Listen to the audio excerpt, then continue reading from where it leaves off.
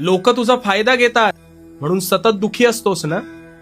सगळ्यांसाठी सगळं काही करतोस रे, पण तरीही शेवटी तूच का रडतोस? हीच परिस्थिती आहे ना?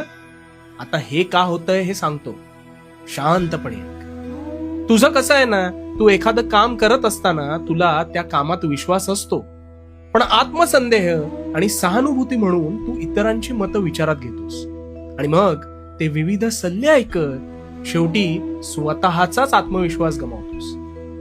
तुला नेहमी हे वाटतं की प्रत्येक जण आपल्या निर्णयामुळे खुश राहावं, प्रत्येकालाच आपली मतं पटावी, आणि इथेच तू चुकतोस. मला सांग, हाताची पाचही बोटं सारखी असतात का रे? नाही ना. हा निसर्गानेच आखलेला नियम आहे. हे येतंय का ध्यानात? अरे मग सगळी माणसं समान स्वभावाची कशी असू शकतील? तुझ्या निर्णयावर काही जण सहमत असतील तर काही नसतील. हा ज्याचा त्याचा प्रश्न आहे. मुळात 1760 लोकांना तुझ्या